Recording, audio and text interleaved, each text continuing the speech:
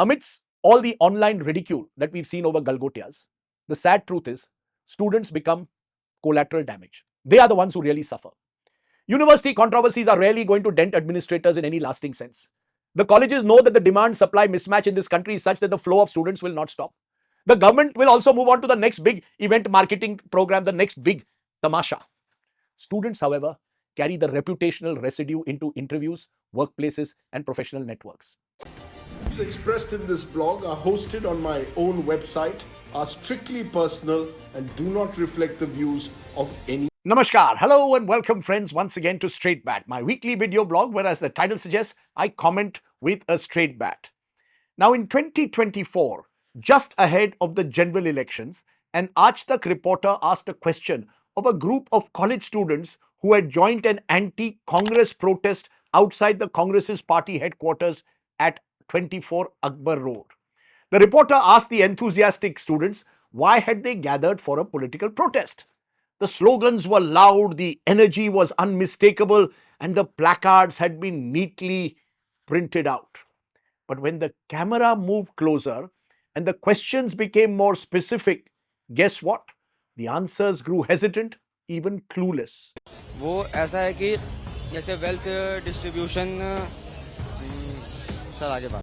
The protests had banners like "Down with Urban Naxals."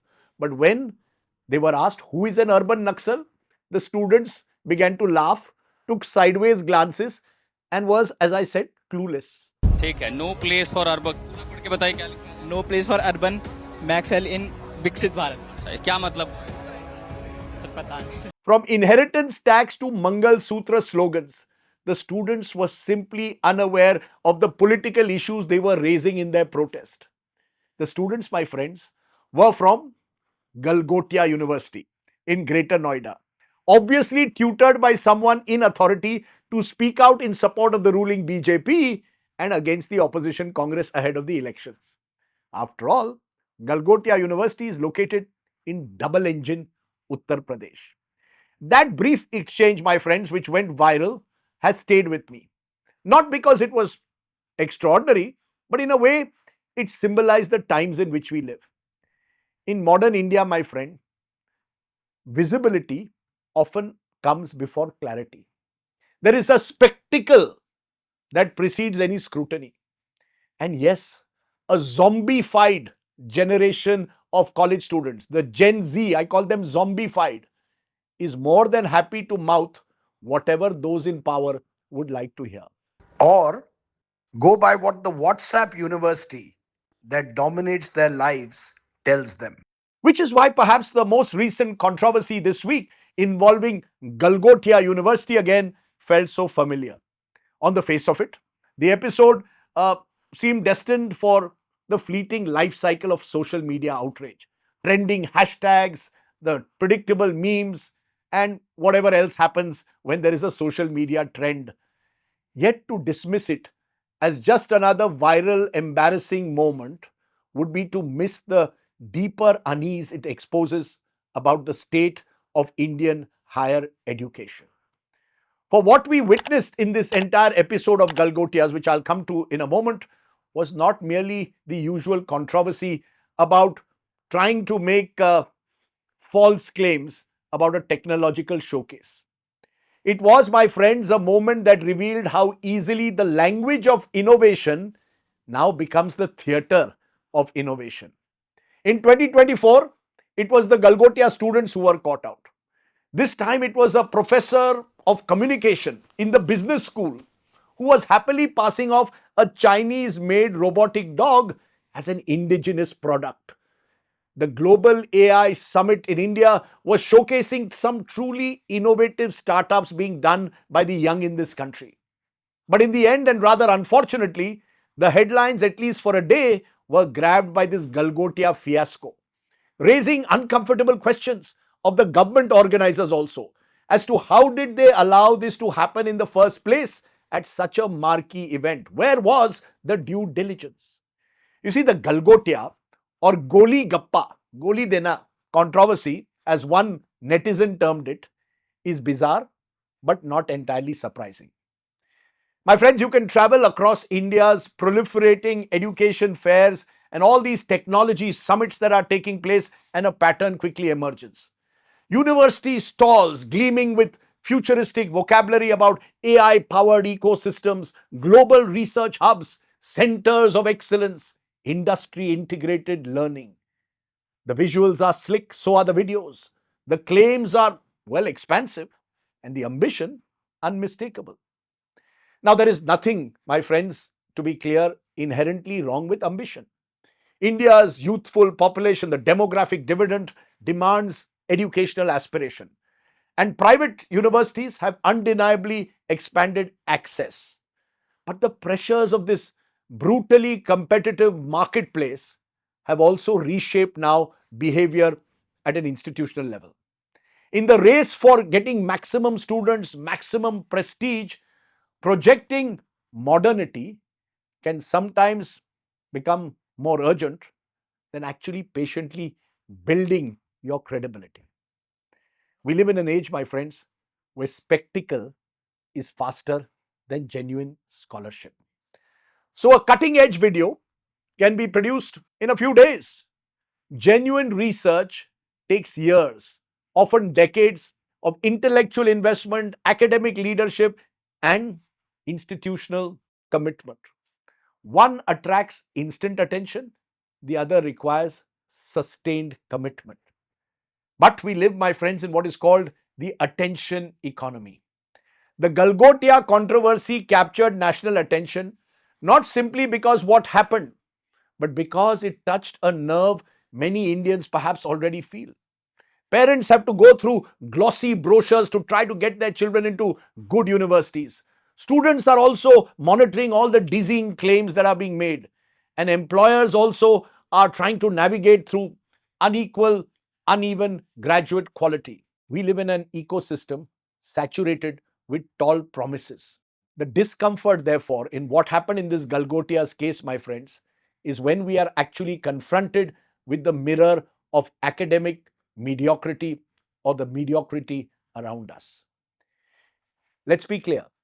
India's private higher education boom is needed. We need it to be of scale. Campuses have multiplied, infrastructure has improved, educational opportunity is widening. And yet, the truth is, this expansion is producing distortions. Marketing language is becoming more and more grander. The vocabulary of excellence is all around us.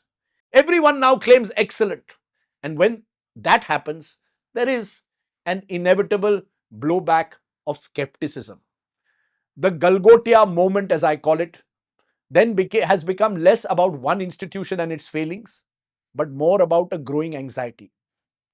Are we mistaking the performance of innovation for actual practice? Is this culture of photo ops and propaganda so normalized at the top of those in government today that even ordinary citizens think they can get away by joining this hype machine? Give a good soundbite here and there, and all will be well. You see, few phrases have traveled as widely through Indian academia in recent times as centers of excellence. You see, this was a distinction reserved for rare, demonstrably outstanding research. Now, it is all over campuses with astonishing frequency. Everything is a center of excellence. Real excellence, my friends, has to be more measurable.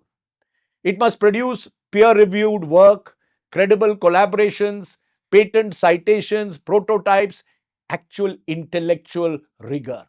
In fact, it thrives on rigor, on challenge and skepticism, not just on a slogan. Excellence cannot be inaugurated like some new flashy renamed building. It must be earned like a reputation.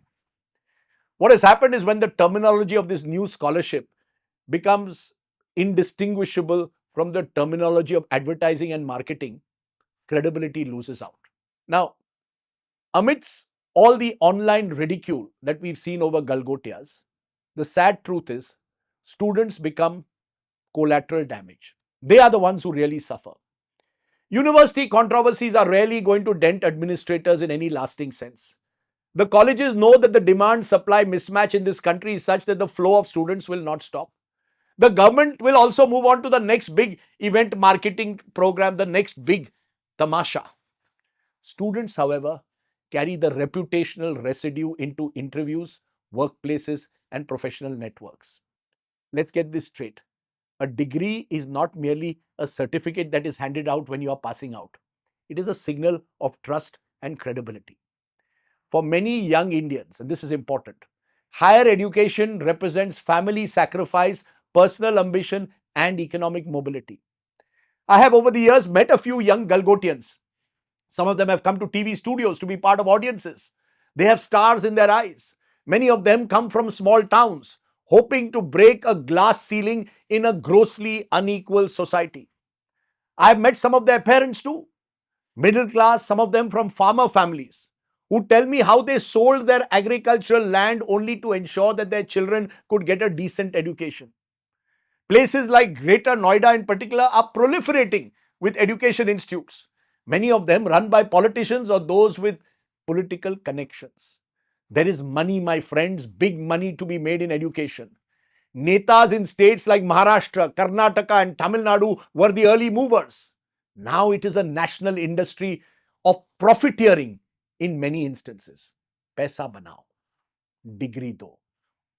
Sadly, when institutional credibility wobbles like this, students get confronted with the consequences that they did not create.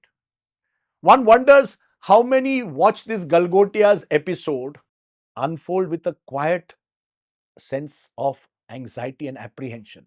Will what happened in with Galgotias now shape how the world sees my education degree?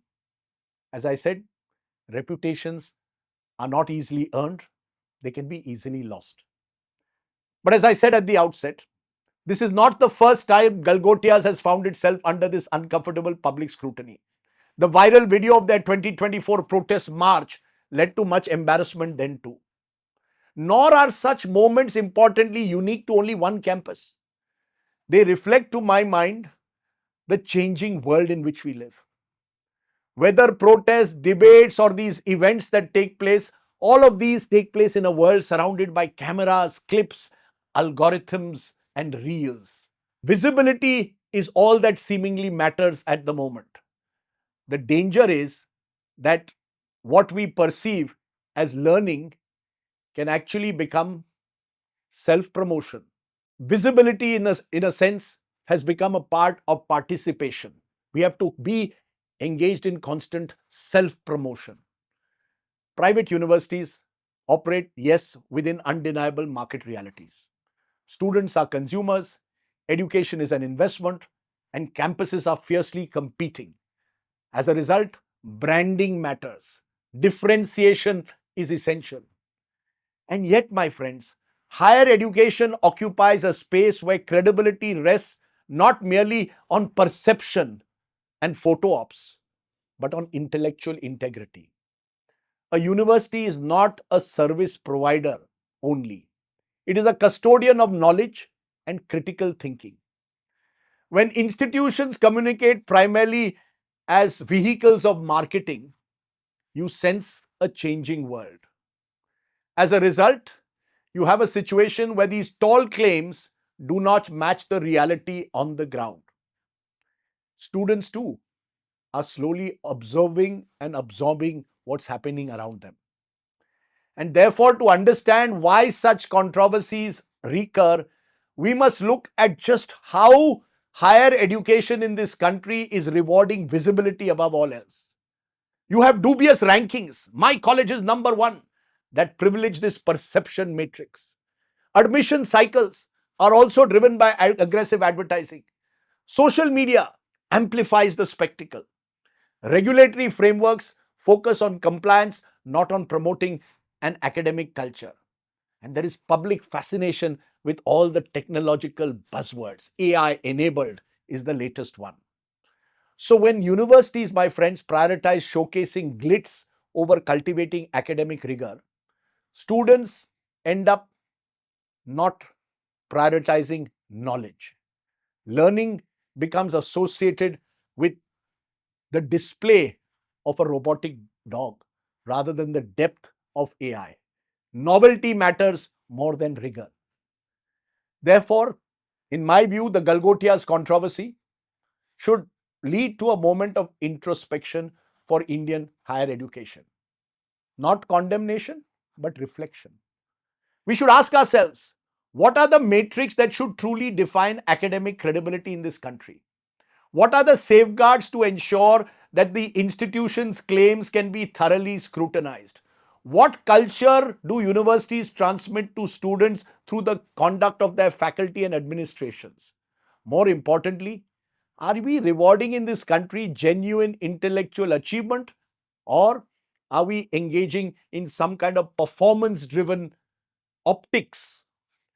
And yes, my friends, when governments of the day seem hell bent on destroying the few quality institutions that promote critical thinking, be it a JNU or a Tata Institute of Social Sciences in Mumbai, what does one really expect? If governments are going to criminalize dissent, target students, you will get a generation of zombies who cannot separate right from wrong, knowledge from an Insta reel. Truth is, my friends, Indian higher education is at an inflection point. It can either deepen its commitment to scholarship, to research, to intellectual seriousness, which really lead to the foundations of credibility, or it can drift into this optics driven system where perception routinely outpaces the reality. The Galgotia episode is not the crisis. It is a reminder of the larger higher education crisis in this country. And reminders, if ignored, tend to return, often more sharply than before. Let me also say this. While IITs that were built in the much derided Nehruvian era and a few standout private and public universities are still engaged in quality learning, we are now well behind competitors like China when it comes to high-end research and innovation. While Chinese institutions are quietly building laboratories that shape global technologies for the future, too many Indian campuses remain preoccupied with either politics or projecting innovation rather than actually producing new models of learning.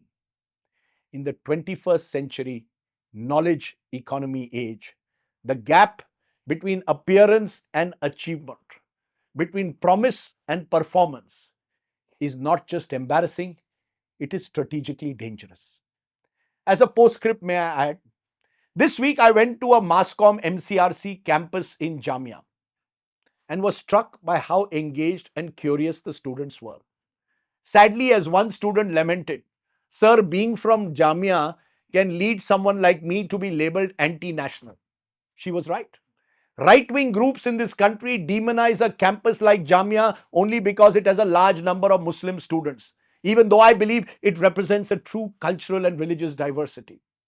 But I ask you this today, and listen to it carefully. Will anyone today use this anti-national kind of vocabulary when Galgotias turns out to be a national embarrassment at a global event? Think about it. That was the straight bat. Do, of course, subscribe to my YouTube channel for many more such videos. For now, stay well, stay safe. Jai Hind. Namaskar.